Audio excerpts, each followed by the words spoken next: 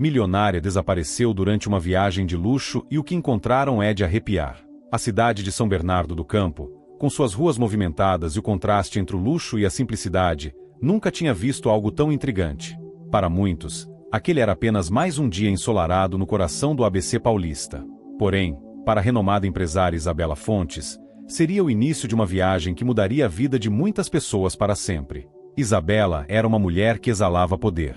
Com 37 anos, cabelos castanhos perfeitamente ondulados e olhos verdes que pareciam ver através das pessoas, ela era conhecida por ser uma das figuras mais influentes da alta sociedade paulistana. Sua fortuna, construída a partir de uma rede de joalherias de luxo, fazia dela uma presença marcante em eventos de gala e reuniões exclusivas. Apesar de todo o glamour que a cercava, sua vida parecia envolta em um véu de mistério. Na manhã daquela quinta-feira, Isabela acordou cedo em sua mansão no bairro Nova Petrópolis, um dos mais nobres de São Bernardo. A propriedade, que mais parecia um palácio moderno, tinha portões altos, jardins impecavelmente cuidados e um brilho que mostrava o bom gosto da milionária. Ela tinha planos para viajar para Angra dos Reis, em um iate luxuoso recém-comprado. O plano parecia simples, um fim de semana para relaxar e fugir do estresse dos negócios. Mas havia algo na expressão dela que transparecia inquietação. Antes de sair, Isabela recebeu a visita de sua assistente pessoal, Amanda. A jovem era discreta e competente, sempre acompanhando os passos da patroa com dedicação. Ao entrar no escritório de Isabela, Amanda percebeu que algo estava fora do lugar. A mesa, normalmente organizada, estava cheia de documentos e anotações rabiscadas. Uma xícara de café frio repousava ao lado de um laptop, e Isabela, com o olhar fixo na tela, parecia mais distante do que nunca. Isabela, você está bem? Amanda perguntou, aproximando-se com cautela. Isabela ergueu os olhos, esboçando um sorriso que não chegou a tocar sua alma. Estou, Amanda, apenas pensando. Você já confirmou os detalhes do iate? Quero que tudo esteja impecável. Amanda confirmou com a cabeça, mas não conseguiu esconder sua preocupação. Havia rumores entre os funcionários de que Isabela vinha recebendo mensagens estranhas há semanas. Alguns diziam que eram ameaças, outros acreditavam que eram de um admirador obsessivo. Isabela, no entanto, nunca comentava nada. Quando o relógio marcou 14 horas, Isabela deixou sua mansão em um carro preto com vidros escuros. Dentro, sua expressão era séria, quase calculista. Ela segurava um pequeno pingente de ouro em forma de estrela, que parecia ser um objeto de grande valor emocional. A caminho do porto, ela fez uma parada inesperada em uma pequena igreja no centro da cidade. Era um lugar simples, de paredes brancas e bancos de madeira, mas carregado de história. Isabela entrou sozinha e passou alguns minutos ajoelhada, rezando em silêncio. Enquanto isso, em um canto discreto da igreja, um homem a observava. Ele vestia um casaco marrom gasto e tinha um olhar penetrante, mas ninguém ali parecia notar sua presença. Assim que Isabela saiu, o homem a seguiu com passos lentos, quase como uma sombra. No Porto de Santos, o iate o Estrela da Manhã aguardava imponente. O sol refletia nas águas tranquilas, e o ar tinha aquele aroma salgado característico do litoral. O iate era um espetáculo. 3 andares, decoração luxuosa e todas as comodidades que o dinheiro poderia comprar. Isabela embarcou acompanhada apenas pelo capitão e 2 marinheiros. Ela insistira que queria privacidade total na viagem. No entanto, a decisão de viajar sem seguranças preocupou sua equipe. Ela é uma mulher que gosta de controlar tudo sozinha, comentou Amanda com um dos funcionários da mansão, enquanto monitoravam a partida pelo telefone. O iate partiu ao entardecer. Isabela parecia mais calma à medida que as luzes da cidade ficavam para trás. Sentada na área externa, ela observava o horizonte enquanto o vento bagunçava seus cabelos. Mas, ao entrar na cabine principal para descansar, uma sensação estranha a atingiu. Ela sentiu como se estivesse sendo observada. Virou-se rapidamente, mas não havia ninguém ali. A primeira noite no mar foi tranquila, ou pelo menos era o que parecia. Às 3 horas da madrugada, o capitão do iate ouviu um barulho vindo do convés. Ao sair para verificar, encontrou apenas a brisa fria da noite e o som das ondas. No entanto, quando voltou para a cabine de controle, percebeu que uma das câmeras de segurança estava desligada. Ele não comentou com ninguém, achando que era apenas um problema técnico. Na manhã seguinte, Isabela não apareceu para o café da manhã. Os marinheiros bateram a porta de sua cabine várias vezes, mas não obtiveram resposta. Quando finalmente decidiram entrar, encontraram o quarto vazio. A cama estava perfeitamente arrumada, e os pertences de Isabela estavam no lugar, mas não havia nenhum sinal dela no iate. O desaparecimento foi reportado imediatamente às autoridades locais, e uma investigação foi iniciada. Contudo, quando os investigadores chegaram, eles fizeram uma descoberta que deixou todos arrepiados. No espelho da cabine de Isabela, havia uma mensagem escrita com um batom vermelho. A mensagem dizia: "Você nunca estará sozinha." A notícia do desaparecimento de Isabela Fontes rapidamente tomou conta de São Bernardo do Campo e chegou às manchetes dos jornais de todo o estado. "Milionária some em viagem de luxo" era a frase que ecoava nas rádios e nos programas de televisão. Mas, enquanto a mídia fazia especulações, aqueles que a conheciam sabiam que havia algo mais sombrio por trás de tudo isso. Amanda, a fiel assistente de Isabela, foi uma das primeiras a ser chamada para prestar depoimento. Sentada na delegacia central de São Bernardo, ela parecia nervosa, mas determinada a ajudar. O delegado responsável, Carlos Moretti, era um homem de 50 e poucos anos, experiente e meticuloso. Ele começou com perguntas simples. "Quando foi a última vez que você viu Isabela?" "Ontem, pela manhã." Ela parecia distraída, preocupada, mas disse que estava bem, respondeu Amanda, tentando manter a calma. "Distraída? Preocupada com o quê?" insistiu Moretti, inclinando-se levemente sobre a mesa. Amanda hesitou antes de responder. Não queria parecer paranoica, mas algo em seu coração dizia que as mensagens estranhas que Isabela vinha recebendo podiam estar ligadas ao desaparecimento. Ela estava recebendo mensagens no celular. Eram anônimas. Coisas como "eu sei onde você está" ou "o destino é inevitável." Isabela nunca deixou claro se as levava a sério, mas eu sabia que aquilo a incomodava. Carlos franziu a testa. Mensagens anônimas sempre complicavam as investigações, especialmente em casos de pessoas influentes. Ele anotou cada detalhe, mas não revelou à assistente que essas informações o preocupavam ainda mais. Enquanto isso, no Porto de Santos, uma equipe da Polícia Marítima vasculhava o iate Estrela da Manhã. A embarcação estava impecavelmente limpa, exceto pela mensagem escrita no espelho da cabine de Isabela. A análise preliminar revelou que o batom utilizado para escrever a frase não pertencia à milionária. Era de uma marca genérica, algo que Isabela jamais usaria. Os investigadores também descobriram algo ainda mais inquietante. No porão do iate, onde ficavam armazenados os suprimentos, havia marcas no chão, como se algo pesado tivesse sido arrastado. Ao lado dessas marcas, encontraram um pequeno pedaço de tecido vermelho. Era um fragmento de seda fina, similar aos vestidos que Isabela costumava usar. Enquanto a polícia trabalhava, um lado da vida de Isabela começava a vir à tona, seu passado misterioso. Nem todos sabiam, mas Isabela tinha um histórico familiar conturbado. Seu pai, Rogério Fontes, havia sido um empresário poderoso que, nos anos 1990, estava envolvido em diversos escândalos de corrupção. Ele desaparecera quando Isabela ainda era adolescente, deixando-a e sua mãe, Clara, em meio a uma avalanche de dívidas e acusações. A mãe de Isabela faleceu alguns anos depois, vítima de um aneurisma cerebral, deixando a jovem sozinha no mundo. Foi nesse período que ela começou a construir seu império de joias, lutando para se afastar do estigma da família e criar uma nova identidade. Mas, apesar de seu sucesso, Isabela nunca falou publicamente sobre seu pai ou os eventos que marcaram sua juventude. Nos dias seguintes ao desaparecimento, amigos próximos começaram a relatar comportamentos estranhos que Isabela demonstrara recentemente. Durante um jantar na semana anterior, ela confidenciou a uma amiga, Marina, que sentia que estava sendo seguida. Era como se alguém estivesse me observando o tempo todo. Nos eventos, no trabalho, até em casa.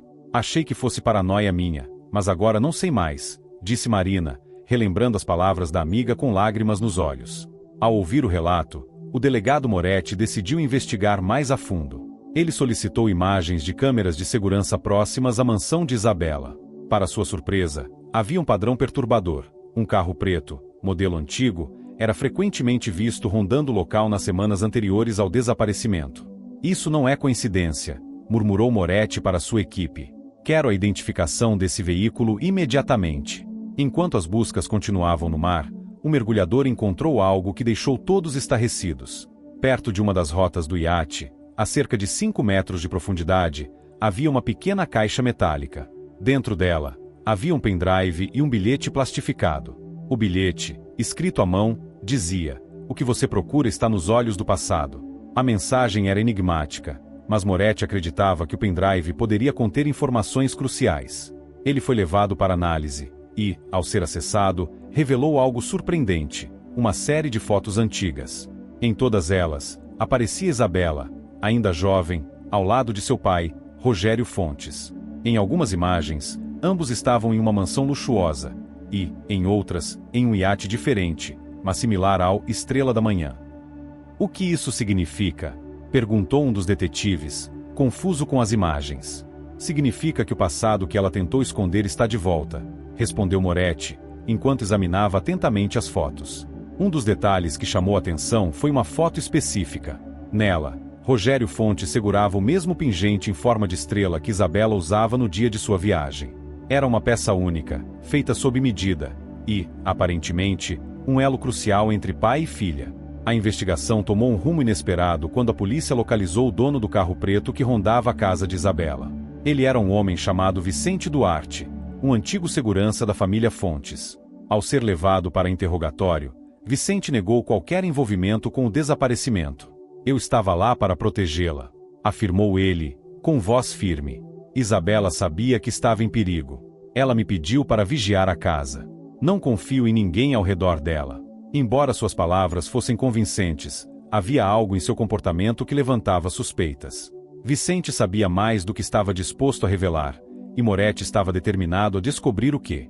Enquanto isso, na mansão de Isabela, Amanda decidiu procurar por pistas nos pertences da patroa. Em uma gaveta trancada do escritório, ela encontrou uma carta antiga, com papel já amarelado pelo tempo. A carta dizia: "Isabela, um dia você entenderá que algumas escolhas não têm volta. Lembre-se, o mar guarda segredos que a terra não pode carregar. Com amor, papai." O desaparecimento de Isabela parecia estar cada vez mais entrelaçado com os mistérios de seu passado.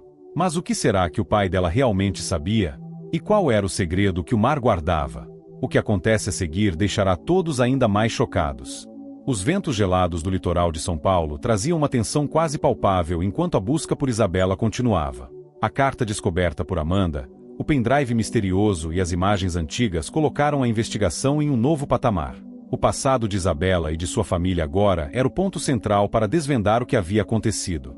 Mas quanto mais os investigadores avançavam, mais sinistro parecia o caminho. O delegado Carlos Moretti estava sentado em sua sala, observando a carta amarelada e as fotos do pendrive. Ele sentia que havia uma mensagem oculta nas palavras do pai de Isabela. O mar guarda segredos que a terra não pode carregar. O que Rogério Fontes queria dizer com isso? E por que aquelas fotos pareciam tão calculadamente deixadas para serem encontradas? Enquanto isso, Amanda decidirá não esperar apenas pela polícia. A leal assistente sentia que devia isso a Isabela. Em seu coração, sabia que o desaparecimento não era um mero acidente ou algo aleatório. Motivada pela descoberta da carta, Amanda começou a vasculhar antigos arquivos da empresa de Isabela, esperando encontrar algo que explicasse os mistérios que agora envolviam sua vida. Foi então que ela encontrou um arquivo intitulado Aurora, escondido em um disco rígido antigo no escritório de Isabela. Dentro dele, havia uma série de documentos financeiros de 2 décadas atrás, referentes a uma empresa offshore registrada no Caribe. A empresa era ligada a Rogério Fontes, e entre os documentos, havia um registro de transações que somavam milhões de dólares. Mais perturbador ainda, um dos últimos registros mencionava um iate chamado Aurora Boreal, que, aparentemente, tinha sido vendido pouco antes do desaparecimento de Rogério. Amanda imediatamente levou os documentos ao delegado Moretti. Ele os analisou com cuidado, percebendo que o nome do iate antigo era mais do que uma coincidência. Era possível que o desaparecimento de Rogério estivesse conectado ao de sua filha, tantos anos depois? E o que o Aurora Boreal tinha a ver com tudo isso? Enquanto Moretti se aprofundava na investigação, Vicente Duarte, o antigo segurança da família, se tornava uma peça cada vez mais complexa no quebra-cabeça.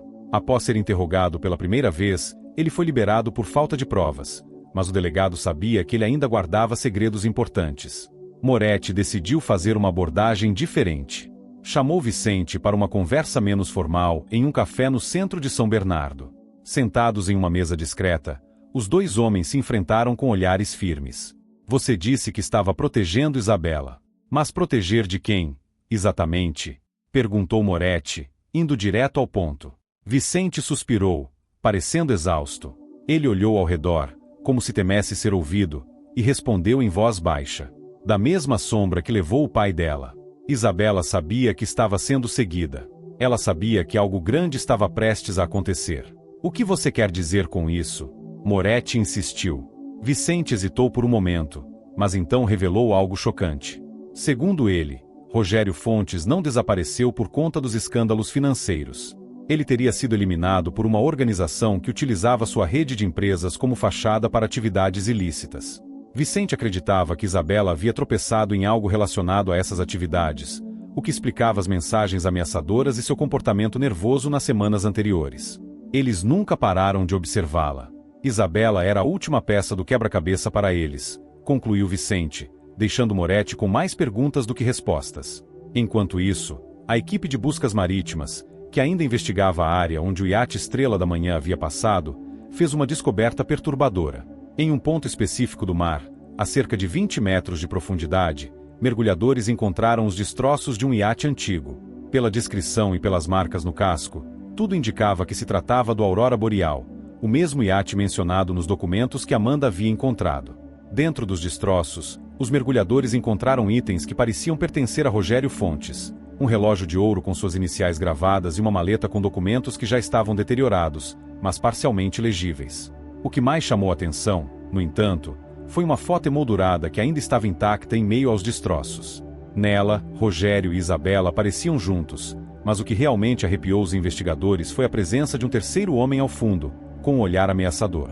A foto foi enviada para análise, e, com a ajuda de tecnologia avançada, foi possível identificar o terceiro homem.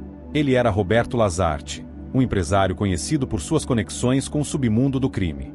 Lazarte havia desaparecido misteriosamente na mesma época que Rogério, e muitos acreditavam que ele também estava morto. Essa descoberta colocou a investigação em uma nova perspectiva. Era possível que Roberto Lazarte ainda estivesse vivo e envolvido no desaparecimento de Isabela? No dia seguinte, algo ainda mais inquietante aconteceu. A mansão de Isabela, que até então estava sob vigilância policial, foi invadida durante a madrugada. Apesar do alarme ter disparado, o invasor conseguiu fugir antes que a polícia chegasse. No entanto, ele deixou algo que causou calafrios em todos. No espelho do quarto de Isabela, havia outra mensagem escrita em batom vermelho: "O que está enterrado não deve ser desenterrado." Ao lado do espelho, encontraram um pingente de estrela que Isabela usava antes de desaparecer. Ele estava preso a um pequeno papel onde alguém havia desenhado coordenadas geográficas. Amanda e Moretti imediatamente associaram as coordenadas a um ponto próximo ao local onde o Aurora Boreal havia sido encontrado. Não havia dúvida de que quem quer que estivesse por trás disso queria que a polícia seguisse aquele rastro. No dia seguinte, uma nova operação foi montada para investigar o local indicado pelas coordenadas. Moretti, Amanda e uma equipe de mergulhadores seguiram para o ponto no mar. A tensão era palpável enquanto o barco da equipe chegava ao local. Quando os mergulhadores desceram, o que encontraram foi estarrecedor. Em meio à areia e aos destroços do fundo do mar, havia um cofre antigo, lacrado e com marcas de corrosão. Ele foi cuidadosamente trazido à superfície e levado para ser aberto. Dentro do cofre, havia mais documentos, mas também algo que ninguém esperava: uma gravação em fita cassete, protegida por um invólucro plástico.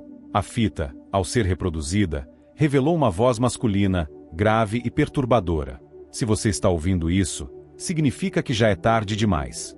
As sombras do passado sempre encontram seu caminho. O que aconteceu comigo e o que está acontecendo com ela são partes de um jogo muito maior. Saia enquanto pode. A mensagem foi identificada como sendo de Rogério Fontes. Ele parecia estar alertando sobre algo terrível, mas a gravação terminou abruptamente, deixando todos com mais perguntas do que respostas. A conexão entre o desaparecimento de Rogério, o Aurora Boreal e agora Isabela parecia mais clara. Mas o que exatamente estava em jogo? E quem estava manipulando os eventos por trás das cortinas? O próximo passo levaria todos para um território ainda mais sombrio, e para respostas que ninguém estava preparado para ouvir. A fita cassete encontrada no cofre submerso gerou um misto de perplexidade e medo. A gravação da voz de Rogério Fontes parecia carregar um peso que transcendia o tempo, como se ele estivesse prevendo algo inevitável. A frase "as sombras do passado sempre encontram seu caminho" ecoava na mente de Amanda e do delegado Moretti. Ambos sabiam que aquela mensagem era um aviso, mas o que ela significava exatamente permanecia um mistério. A investigação agora estava mais intensa do que nunca. O vínculo entre o desaparecimento de Rogério e Isabela era evidente, mas o verdadeiro motivo continuava envolto em trevas. Moretti sabia que estava lidando com algo muito maior do que um simples caso de desaparecimento. Além da fita cassete, o cofre submerso continha documentos parcialmente destruídos pela ação do tempo e da água. A equipe forense trabalhava para restaurar as informações, mas algumas partes eram legíveis o suficiente para causar arrepios. Um dos papéis, datado de 1997, mencionava a compra de terrenos em São Bernardo do Campo, incluindo uma propriedade remota nos arredores da cidade. O nome da propriedade era Sítio Aurora. O delegado Moretti imediatamente direcionou uma equipe para investigar o local. Ele também decidiu levar Amanda consigo. A assistente, embora não fosse investigadora, demonstrava uma determinação inabalável em encontrar Isabela. Quando chegaram ao sítio, a atmosfera era desoladora. A propriedade estava abandonada, com cercas enferrujadas e a vegetação tomando conta de tudo.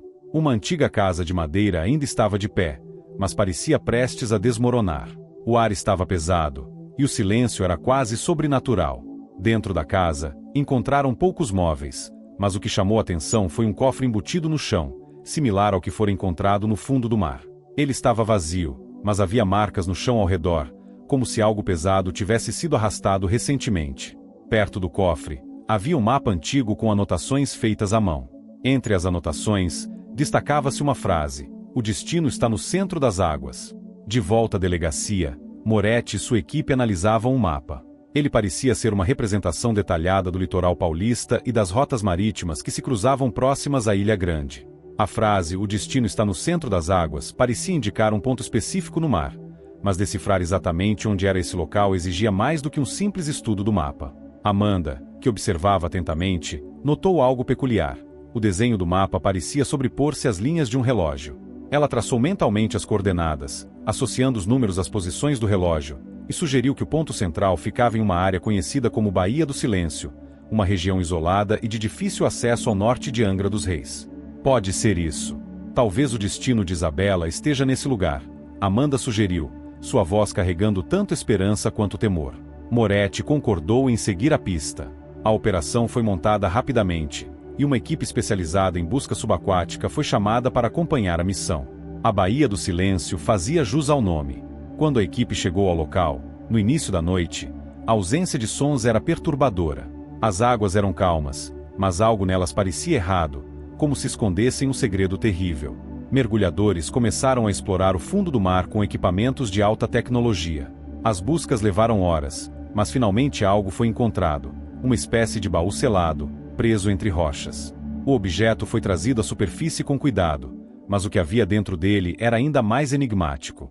No interior do baú, havia um diário antigo, protegido por uma capa de couro e envolto em plástico. Ao abrir o diário, Amanda e Moretti descobriram que ele pertencia a Rogério Fontes. As páginas, escritas com uma caligrafia apressada, continham relatos perturbadores. As primeiras páginas do diário eram relatos sobre sua vida como empresário e as dificuldades que enfrentava na época. Porém, conforme a leitura avançava, o tom mudava. Rogério começava a descrever encontros com figuras obscuras, negociações que pareciam envolver não apenas dinheiro, mas segredos perigosos. Uma das passagens mais impactantes dizia: "Fui avisado de que eles me seguiriam até o fim dos meus dias. O que encontrei no Aurora Boreal nunca deveria ter sido revelado. É um fardo que agora pertence a mim, mas temo que um dia possa passar para Isabela. Se você está lendo isso, minha filha, perdoe-me. Nunca foi minha intenção arrastá-la para esse abismo." As palavras deixaram Amanda em lágrimas. Ela sabia que Isabela era forte, mas também sabia que sua patroa jamais poderia ter imaginado a magnitude do que estava enfrentando. O diário também mencionava uma palavra que se repetia frequentemente: eremita. Moretti estava intrigado. Quem ou o que era eremita? A palavra parecia ser um código, ou talvez uma pessoa, mas o diário não dava explicações claras. Enquanto Moretti e Amanda discutiam o significado do diário, a delegacia recebeu uma visita inesperada. Um homem alto, com cabelos grisalhos e aparência desgastada, se apresentou como André Lazarte, irmão de Roberto Lazarte, o homem que aparecia na foto encontrada no fundo do mar. André disse que vinha acompanhando o caso do desaparecimento de Isabela pela mídia e decidiu se apresentar porque acreditava que poderia ajudar. Ele revelou algo chocante: Roberto Lazarte, seu irmão, não estava morto. Ele estava escondido e envolvido com uma organização secreta que operava no submundo do tráfico de informações e extorsão. Eles não querem dinheiro, querem poder. E Rogério Fonte sabia demais sobre eles. Agora, parece que Isabela também se tornou um alvo, disse André, sua voz carregada de culpa. Por que você está nos contando isso agora? Moretti perguntou, desconfiado. Porque, há 2 semanas, recebi uma mensagem de Roberto. Ele disse que algo grande estava prestes a acontecer e que o legado do Aurora Boreal estava em jogo. Eu não sabia o que ele queria dizer, mas depois que Isabela desapareceu, tudo fez sentido. A revelação de André Lazarte colocava um novo elemento no tabuleiro. O desaparecimento de Isabela não era apenas uma questão de herança familiar ou negócios mal resolvidos. Era algo muito maior, ligado a uma rede que transcendia fronteiras e envolvia segredos guardados por décadas. Moretti sabia que não poderia recuar. O próximo passo seria confrontar Roberto Lazarte, mas localizá-lo seria uma tarefa quase impossível. No entanto, com a ajuda de André e as pistas do diário de Rogério, a equipe estava mais perto do que nunca de descobrir a verdade.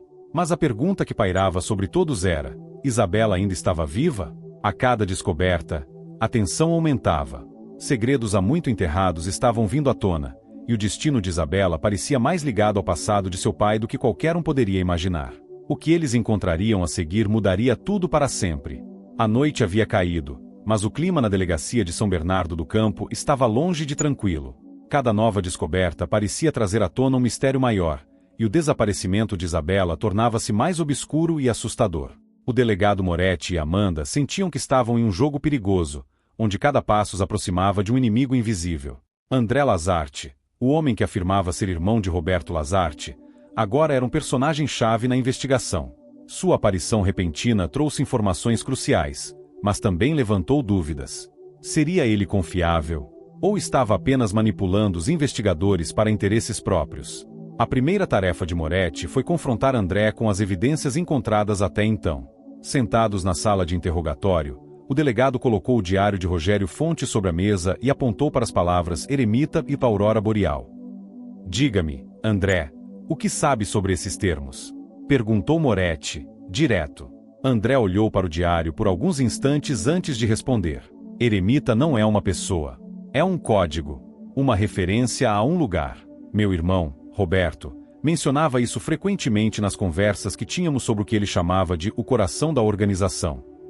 Ele dizia que o Eremita era o local onde todas as decisões eram tomadas, onde os segredos mais sombrios eram enterrados. E o Aurora Boreal? Insistiu Moretti. O Aurora Boreal foi mais do que um iate. Era o centro de operações de Rogério e meu irmão. Eles realizavam reuniões secretas nele, longe de qualquer vigilância. Algo aconteceu lá. Algo grande o suficiente para destruir a vida de Rogério, e aparentemente, a de Isabela agora. Moretti sentiu um calafrio percorrer sua espinha. A menção ao Eremita como um lugar e a relevância do Aurora Boreal davam um novo significado às pistas encontradas até aquele momento. Enquanto isso, Amanda examinava novamente o diário de Rogério. Havia algo nas anotações que a incomodava. As datas dos eventos mencionados no diário não faziam sentido cronológico. Ela percebeu que Rogério havia usado um padrão para disfarçar as datas reais. Com a ajuda de um software simples, Amanda reorganizou as datas em uma sequência lógica e descobriu uma anotação até então ignorada. A verdade só será revelada no refúgio. O Eremita guarda a última chave. Amanda mostrou a descoberta a Moretti, que imediatamente associou o termo refúgio a um dos lugares marcados no mapa encontrado no sítio Aurora. Era uma ilha pequena e desabitada, localizada a cerca de 50 quilômetros ao sul da Baía do Silêncio. Decididos a seguir a nova pista, Moretti organizou uma expedição à ilha, com Amanda insistindo em acompanhá-lo. Na manhã seguinte, uma embarcação levou a equipe de Moretti e Amanda até a ilha marcada no mapa. O lugar era remoto, cercado por águas cristalinas, mas havia algo sinistro na atmosfera. A vegetação densa escondia quase tudo, e o silêncio era interrompido apenas pelo som das ondas. Após horas de exploração, a equipe encontrou o que parecia ser uma construção abandonada. Era uma pequena cabana de pedra, coberta por musgo e parcialmente desmoronada. Dentro da cabana, encontraram um cofre metálico enterrado no chão. Ele estava trancado, mas não demorou muito para que os investigadores conseguissem abri-lo. O que havia dentro do cofre deixou todos perplexos. Entre papéis amarelados e objetos antigos, encontraram uma gravação em vídeo e um mapa ainda mais detalhado. A gravação era datada de 1997, e quando reproduzida, revelou algo inesperado. Rogério Fontes, visivelmente abatido, falando diretamente para a câmera. Na gravação, Rogério dizia: "Se você está assistindo a isso, significa que tudo deu errado. O Aurora Boreal não é mais seguro, e o Eremita já sabe demais. Eu fui tolo em acreditar que poderia escapar dessa rede, mas minha esperança é que minha filha consiga. Isabela, se você estiver vendo isso, quero que saiba que sempre agi pensando em protegê-la. Agora, só resta confiar que você encontrará o caminho para sair do labirinto que eu criei." As palavras finais de Rogério foram acompanhadas por um olhar direto para a câmera, como se ele soubesse que aquela gravação seria sua última chance de se comunicar com o mundo. A gravação deixou Amanda emocionada e ao mesmo tempo determinada. Ela sabia que Isabela estava enfrentando algo maior do que qualquer um poderia imaginar. O mapa encontrado junto à gravação indicava um ponto específico no meio do oceano, marcado com o nome Eremita. Enquanto isso, de volta à delegacia, André Lazarte forneceu outra informação vital. Ele revelou que seu irmão Roberto havia mencionado um local chamado Eremita como sendo uma base isolada no meio do Atlântico. Segundo André, era ali que a organização guardava seus maiores segredos. Eles não apenas matam pessoas. Eles destroem vidas, reputações e qualquer coisa que ameace sua existência. Se Isabela foi levada para lá, não será fácil trazê-la de volta, disse André, com um tom sombrio. Moretti sabia que o tempo era crucial. A localização exata do Eremita agora parecia ser a peça-chave para resolver o caso. Porém, antes de partir para o local indicado no mapa, o delegado precisaria reunir todos os recursos disponíveis. Naquela noite, enquanto Amanda tentava descansar, foi despertada por uma mensagem anônima em seu celular. Era um vídeo curto, mostrando Isabela amarrada em uma sala escura. Ao fundo, uma voz masculina dizia: "Se vocês se aproximarem do Eremita, ela morre." A ameaça era clara, mas também confirmava que Isabela ainda estava viva. Amanda correu para mostrar o vídeo a Moretti, que decidiu ignorar o aviso. Ele sabia que recuar não era uma opção. Se eles estão nos alertando, é porque tem medo. E se tem medo, significa que estamos perto da verdade, disse Moretti, determinado. A decisão estava tomada. A próxima parada seria o Eremita. Moretti acionou uma equipe tática, enquanto Amanda, apesar dos riscos, insistiu em participar da missão.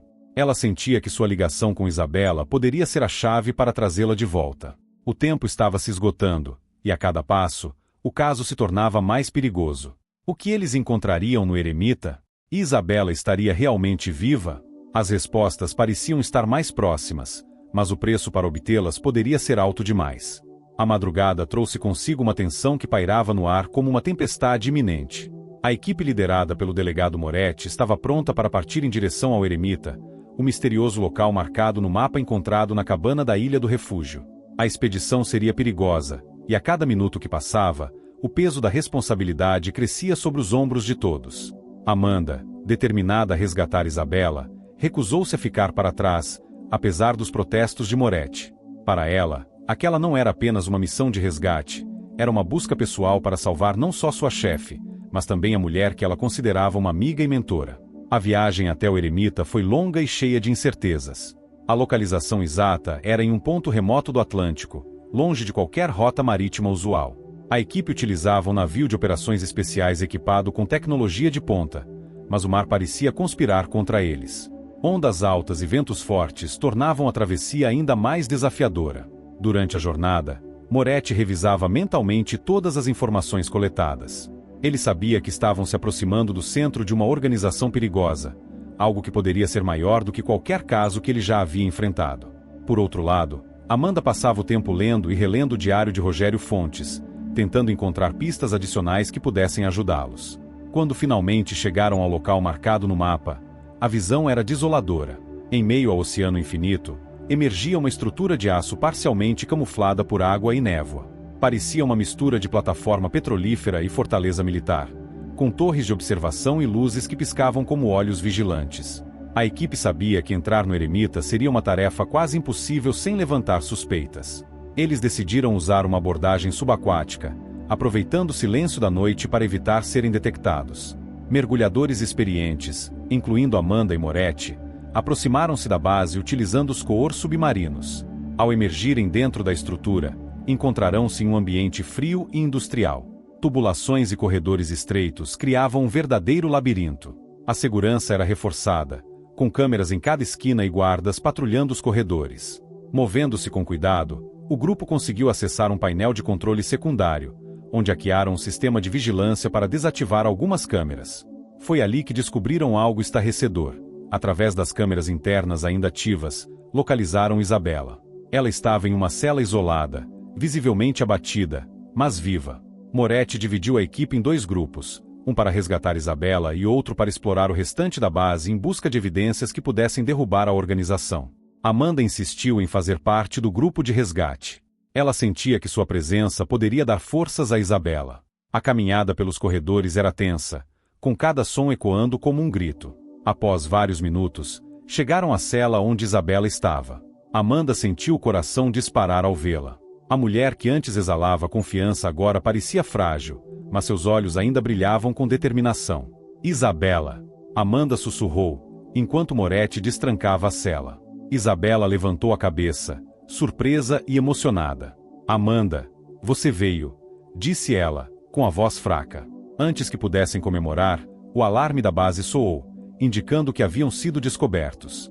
O som de passos rápidos e vozes ecoando pelos corredores deixou claro que a segurança estava em alerta máximo. Com Isabela resgatada, o grupo precisava encontrar uma saída rapidamente. Moretti liderou o caminho, enquanto Amanda e um dos agentes ajudavam Isabela a caminhar. A tensão era palpável. Confrontos eram inevitáveis, e o grupo logo se viu trocando tiros com os seguranças da base. A cada passo, a pressão aumentava, mas eles sabiam que recuar não era uma opção. Enquanto isso, o outro grupo de investigação encontrava informações cruciais no centro de comando da base. Dados sobre transações financeiras ilícitas, nomes de políticos e empresários envolvidos e detalhes sobre a extensão da rede criminosa. Era uma mina de ouro para desmantelar a organização, mas também um motivo para que eles fossem caçados implacavelmente. Durante a fuga, Isabela começou a falar sobre o que havia descoberto. Segundo ela, a organização era uma sociedade secreta que controlava informações e manipulava eventos globais em benefício próprio. O Aurora Boreal havia sido usado como um ponto de encontro para acordos secretos, mas Rogério Fontes tentou expor a organização e, por isso, foi silenciado. Meu pai sabia que isso iria acontecer. Ele tentou me proteger, mas eu me envolvi sem querer quando comecei a investigar seus antigos negócios, disse Isabela, enquanto caminhavam apressadamente. Amanda segurou sua mão, prometendo que tudo ficaria bem. Ela sabia que não era hora de promessas, mas era o que Isabela precisava ouvir.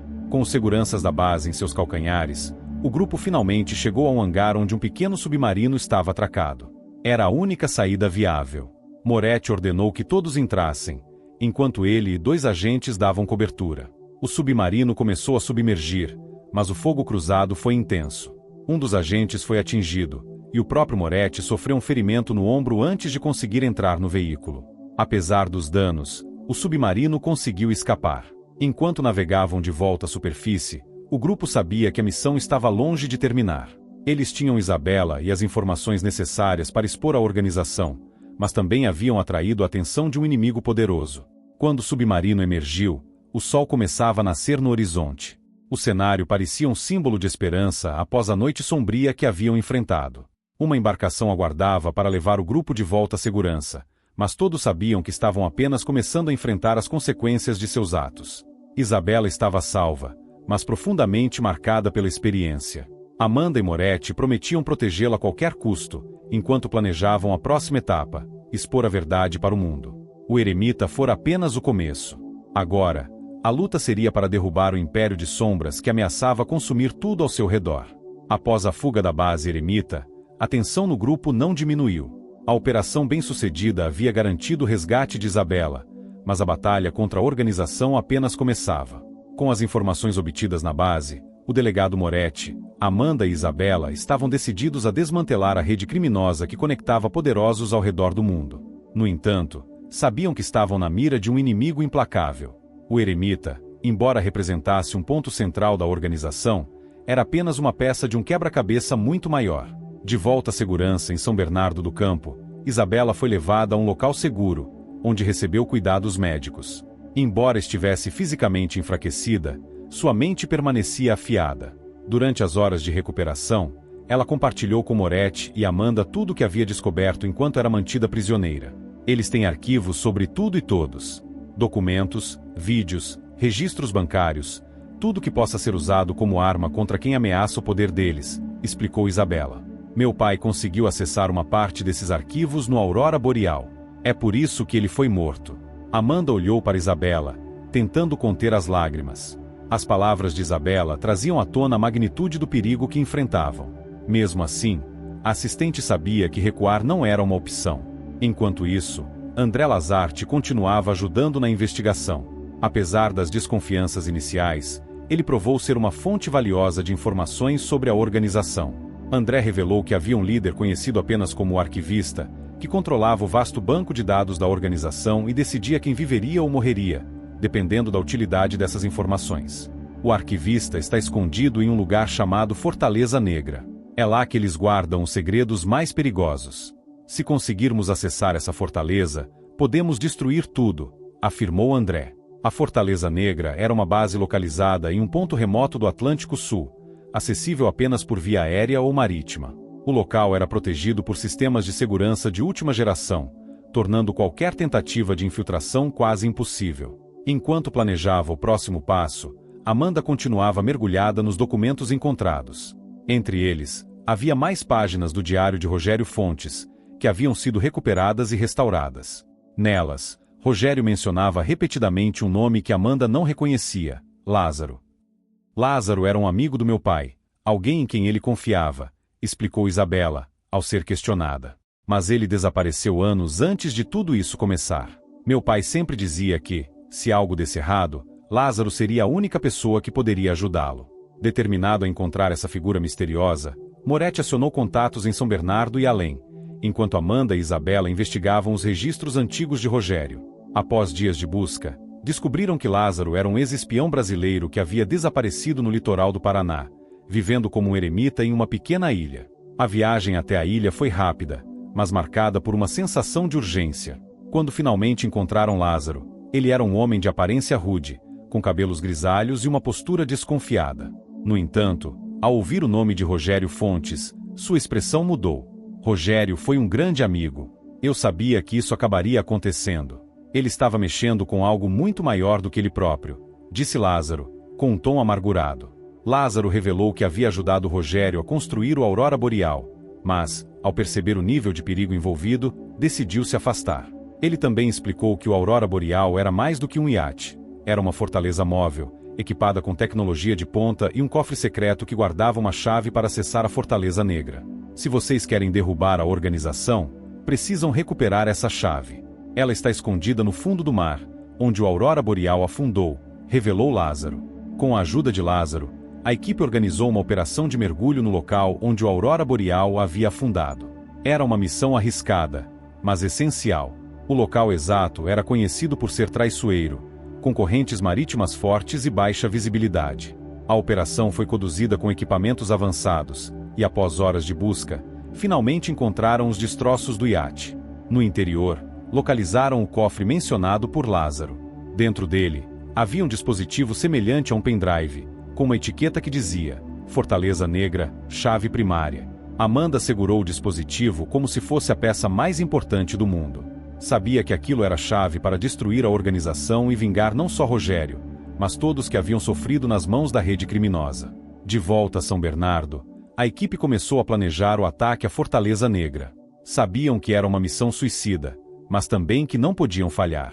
Com a chave primária, poderiam acessar os sistemas internos da base e expor todos os segredos guardados pela organização. Se conseguirmos colocar essas informações nas mãos da mídia, o mundo todo saberá quem eles são e o que fizeram, disse Moretti, enquanto analisava o plano. André Lazarte revelou-se um recurso crucial, oferecendo detalhes internos sobre a base e sugerindo estratégias para a infiltração. No entanto, Isabela percebeu que a luta não seria apenas física, mas também emocional. Precisamos estar preparados para perder tudo, inclusive nossas vidas, se for necessário, afirmou Isabela, olhando para Amanda e Moretti. Meu pai acreditava que valia a pena lutar por isso. Eu também acredito. Enquanto finalizavam os preparativos, a equipe foi surpreendida por uma emboscada. Homens armados invadiram o esconderijo, forçando todos a reagirem rapidamente. O confronto foi intenso, e Moretti percebeu que a organização estava mais próxima do que imaginavam. Eles sabem que estamos indo atrás deles. Isso significa que estamos no caminho certo, disse Moretti, enquanto a equipe escapava por pouco. Apesar das perdas, o grupo conseguiu manter a chave primária segura. Agora, estavam mais determinados do que nunca a seguir em frente e enfrentar a Fortaleza Negra. Com a chave primária em mãos e o destino traçado, a equipe sabia que não havia mais volta. A Fortaleza Negra os aguardava, um monstro de aço e segredos, e a batalha final prometia ser a mais perigosa de todas. Eles estavam prontos para arriscar tudo, mas o que encontrariam dentro da fortaleza ainda era um mistério que poderia mudar suas vidas para sempre. O horizonte parecia infinito enquanto o navio avançava pelo Atlântico Sul, aproximando-se da localização conhecida como Fortaleza Negra. A viagem até ali fora longa e cheia de desafios, mas Amanda, Isabela, Moretti e o restante da equipe sabiam que estavam a poucos passos de confrontar o coração da organização. A tensão era quase palpável, e o silêncio entre eles apenas destacava a gravidade do que estava por vir. Quando a Fortaleza Negra finalmente surgiu no horizonte, parecia mais um pesadelo do que uma estrutura real. Uma enorme plataforma cercada por torres e armamentos, com helicópteros patrulhando céus e barcos de segurança circulando as águas ao redor. Era uma fortaleza no sentido mais literal da palavra, construída para repelir qualquer invasor. Isso vai ser impossível, murmurou um dos agentes, ao ver o tamanho da fortaleza. Não podemos pensar assim agora. Vamos focar no plano, respondeu Moretti, em um tom firme. O plano era ousado: infiltrar-se na fortaleza usando a chave primária para acessar o sistema interno e derrubar as defesas. Enquanto isso, um pequeno grupo liderado por Amanda e Isabela deveria carregar os dados coletados para uma transmissão em tempo real para jornalistas e agências de inteligência ao redor do mundo. A equipe usou veículos submersíveis para se aproximar da fortaleza sem serem detectados. A travessia foi perigosa, com sensores subaquáticos quase captando seus movimentos, mas conseguiram chegar até uma entrada de manutenção escondida. Lázaro, que havia se juntado ao grupo como conselheiro, liderou o caminho. Esse lugar não mudou muito desde que o projetei. Mas se os planos que conheço ainda estão em uso, podemos ter uma chance, explicou ele. Dentro da fortaleza, os corredores eram iluminados por uma luz fria e artificial. O som de máquinas reverberava nas paredes, criando uma atmosfera opressiva. A cada passo, a equipe sabia que estavam mais próximos do confronto final. Enquanto avançavam, Moretti e Amanda souberam de algo inesperado. O arquivista, líder da organização, estava presente na fortaleza. Essa informação, obtida por Lázaro através de seus contatos, mudou o foco da missão. Não apenas precisavam acessar os dados, mas capturar ou confrontar o homem por trás de tudo. Isso não é só sobre informações agora. Se pegarmos o arquivista, podemos destruir a organização de uma vez por todas, disse Moretti. Isabela, no entanto, estava cética. Ela sabia que capturar alguém como o arquivista seria quase impossível sem enormes perdas. Depois de horas de avanços cuidadosos, o grupo chegou ao sistema central da fortaleza, um enorme salão repleto de servidores e telas. Amanda usou a chave primária para acessar os sistemas, e em poucos minutos, conseguiu baixar os arquivos mais sensíveis. As informações incluíam nomes de líderes mundiais, transações financeiras, manipulação de eleições, e até mesmo detalhes sobre assassinatos e desaparecimentos orquestrados pela organização. Cada dado era mais estarrecedor do que o anterior. Isso vai derrubar muita gente poderosa, murmurou Amanda, enquanto transferia os arquivos para um servidor externo. Enquanto isso, Isabela manteve-se alerta, segurando uma arma e vigiando as entradas. O grupo mal teve tempo de celebrar o sucesso parcial quando uma equipe de segurança da organização os encontrou. Tiros ecoaram pelo salão, e o confronto foi inevitável. Moretti liderou a resistência, enquanto Amanda e Isabela protegiam os arquivos. Protejam as informações.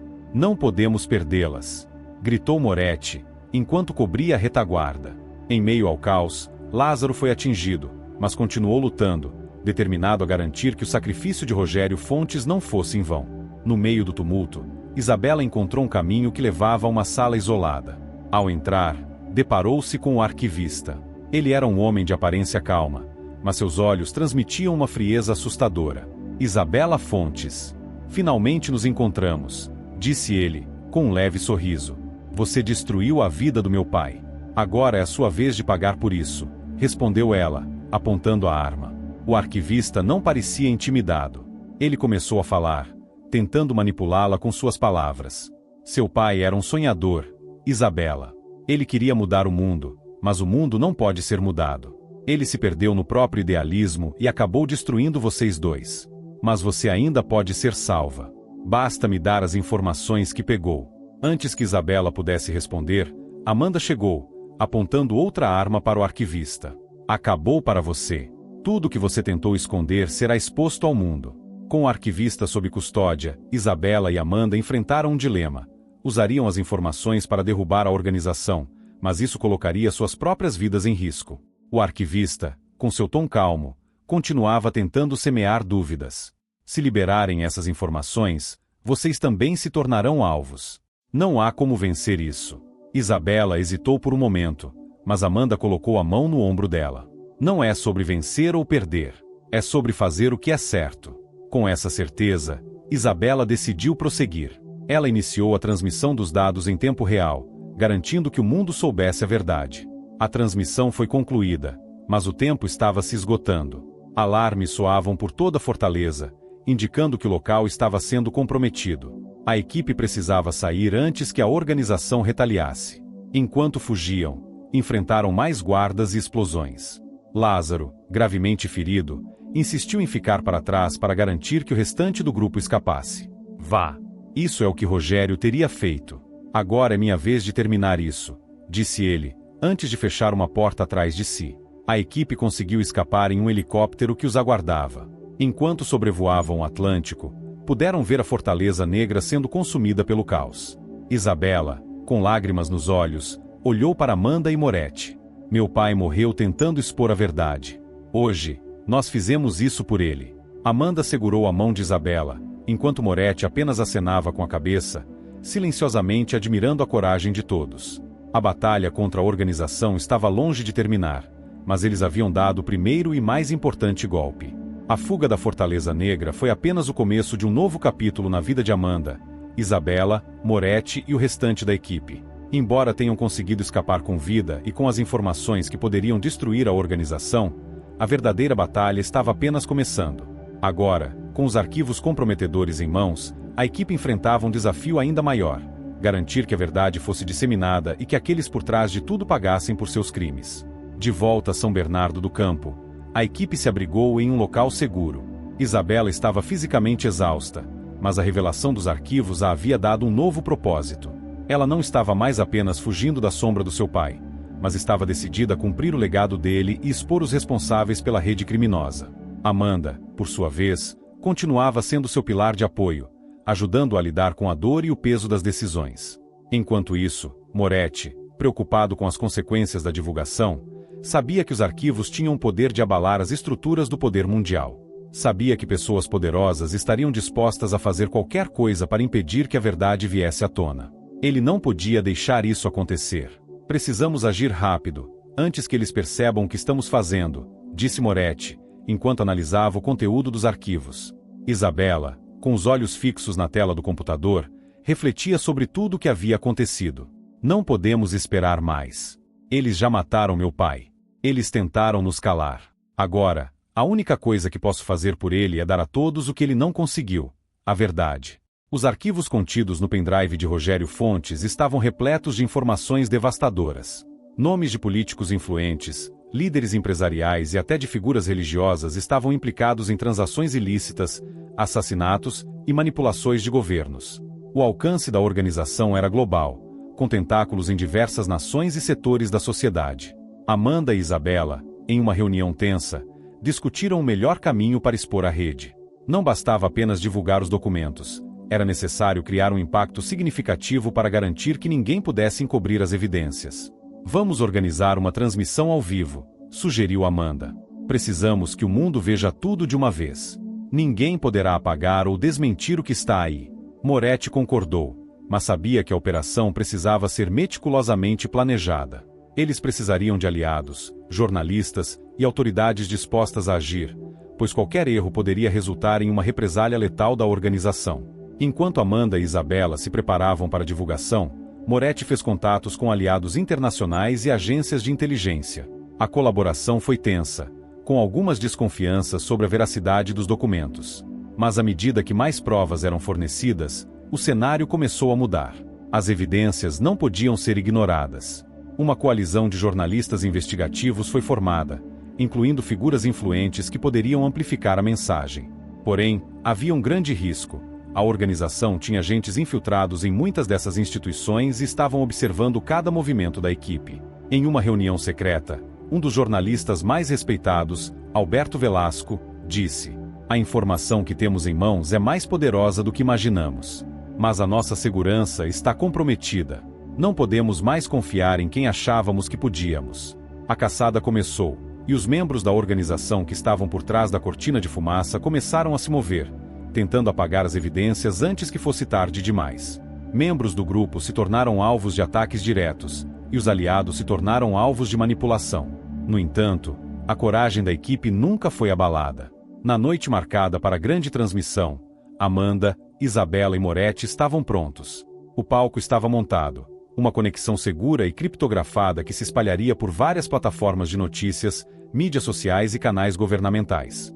As imagens dos arquivos seriam exibidas, e a história por trás de cada documento seria contada ao vivo para o mundo. Enquanto Amanda fazia os últimos ajustes na tecnologia, Isabela se preparava para fazer um discurso. Ela olhou para Moretti, que a observava com um olhar grave, mas de compreensão. Ela sabia que aquilo seria um ponto sem retorno. As consequências eram incalculáveis, mas o que estava em jogo era maior do que qualquer medo. "Estamos fazendo certo, Isabela. Não há como voltar atrás agora. Você tem que fazer isso", disse Moretti, colocando a mão no ombro dela. Isabela respirou fundo e acenou com a cabeça. Era a decisão mais difícil de sua vida, mas sabia que não havia outra opção. Em suas mãos, ela segurava o futuro não só da sua família, mas de milhões de pessoas ao redor do mundo. Quando a transmissão começou, ela entrou em cena. As palavras que saíram de sua boca não eram apenas sobre vingança, mas sobre justiça, sobre trazer à tona as sombras que tinham governado o mundo das sombras. E, à medida que as imagens do arquivo começaram a ser exibidas, a magnitude da corrupção foi exposta. Nomes conhecidos apareceram nas telas, seguidos por transações ilícitas, assassinatos e manipulações políticas que faziam a respiração de quem assistia faltar. O mundo estava prestes a conhecer a verdade. Mas a organização não estava disposta a se render sem lutar. Sabiam que se o conteúdo da transmissão fosse mantido, perderiam o controle. Imediatamente, começaram a lançar um ataque cibernético, tentando derrubar os servidores. A transmissão ficou instável, mas Amanda e sua equipe conseguiram manter o fluxo de informações. "Estamos quase lá. Não podemos parar", disse Amanda, tentando manter a calma, mesmo com os alarmes soando ao fundo. A equipe sabia que a resistência seria feroz. Como esperado, ataques físicos começaram a ocorrer em locais críticos. Agentes infiltrados tentaram invadir a sala onde estavam transmitindo, mas foram contidos. A tensão aumentava a cada segundo. Isabela, com o coração acelerado, sentia que a cada minuto mais pessoas estavam assistindo, e que a verdade estava sendo finalmente revelada para o mundo. No entanto, as ameaças continuavam a crescer. Com a transmissão concluída, o silêncio tomou conta da sala. A tensão, a expectativa e o medo de represálias ainda estavam presentes, mas a missão estava cumprida. O conteúdo estava lá, e ninguém mais poderia apagar a verdade. Mas a um custo. O mundo agora sabia quem eram os responsáveis por tanta dor, por tanto sofrimento. Mas também sabia que a batalha estava longe de acabar. Isabela e sua equipe estavam marcados. O poder da organização ainda era grande, mas agora o inimigo tinha um rosto, e o mundo sabia quem eram. Amanda e Isabela se abraçaram, sabendo que, ao fazerem aquilo, estavam mudando para sempre o destino de suas vidas. A organização tentaria retaliar, mas agora, com a verdade na rua, nada poderia apagar o que havia sido revelado. O primeiro capítulo da vitória foi escrito, mas a luta estava longe de acabar. Eles haviam dado o primeiro golpe, mas sabiam que a organização ainda tinha muitos recursos para se defender.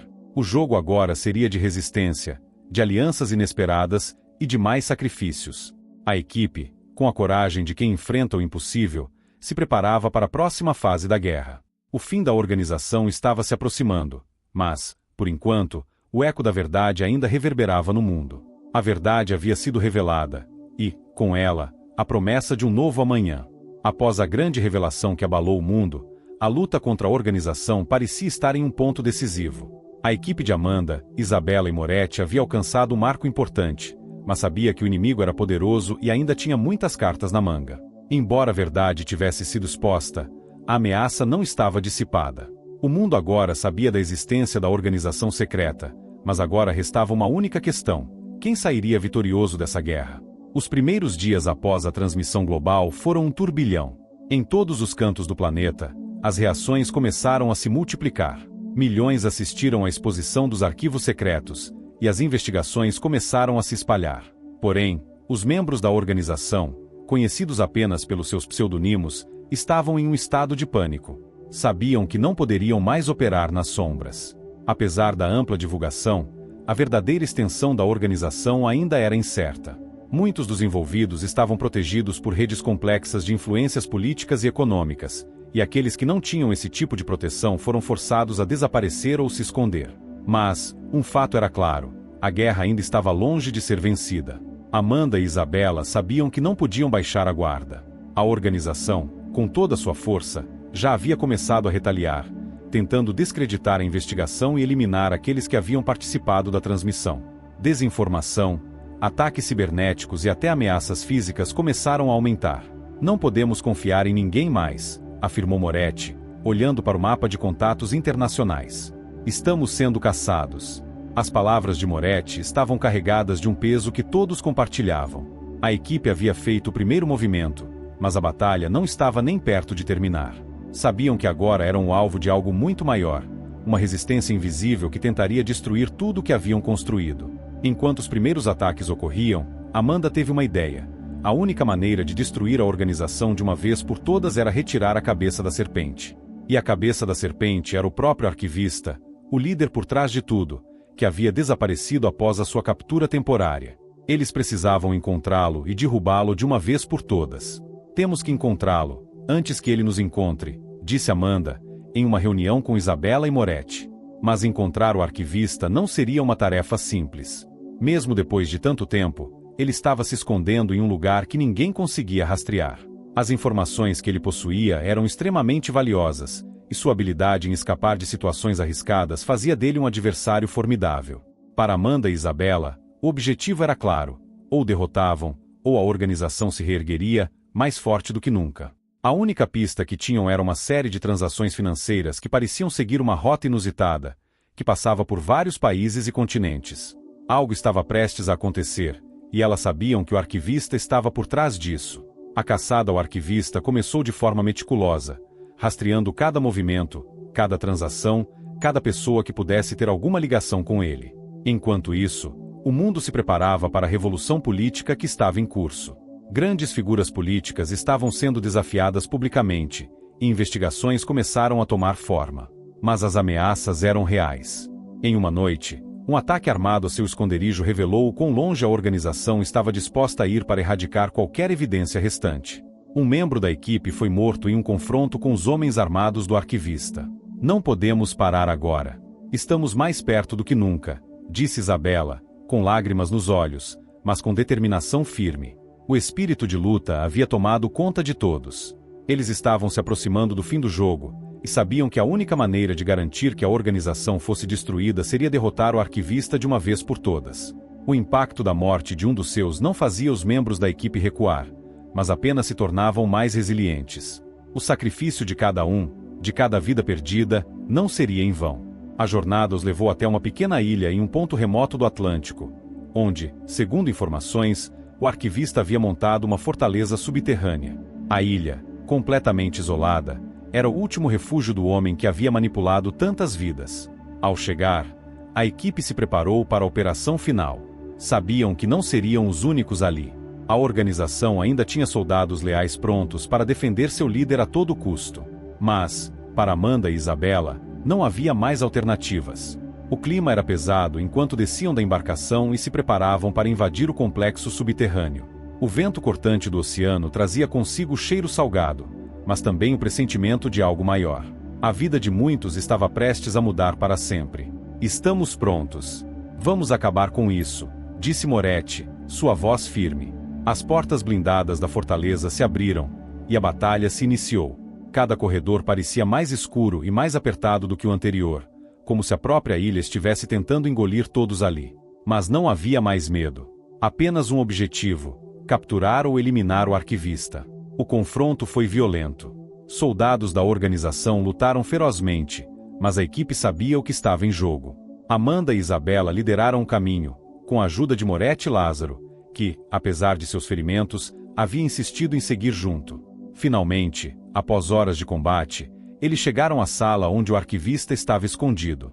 O homem estava calmo, quase indiferente à invasão, como se soubesse que tudo aquilo iria acontecer. Mas não podia evitar o destino que o aguardava. Você nunca entendeu, não é? Disse o arquivista, olhando diretamente para Isabela, que o encarava com um ódio silencioso. A verdade é algo que ninguém realmente quer. A verdade destrói tudo. Eu destruí seu pai porque ele queria expô-la. Agora, você está tentando fazer a mesma coisa. Isabela não respondeu. Ela apenas apontou a arma para ele, sabendo que, naquele momento, ela estava acabando com o ciclo de dor e sofrimento que ele havia causado. O disparo ecoou pela sala.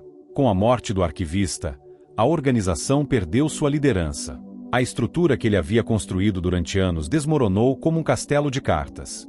Os aliados, que antes pareciam invencíveis, agora estavam sendo desmantelados um a um. Enquanto isso, o mundo assistia ao fim de um império secreto. As investigações e os processos começaram a acontecer em uma velocidade impressionante. Líderes políticos e empresários caíram, e a sociedade começou a se reerguer sobre as fundações que estavam há muito tempo ocultas. Mas para Isabela e Amanda, o preço da vitória foi alto. O sacrifício de muitos não seria esquecido, e a missão estava cumprida.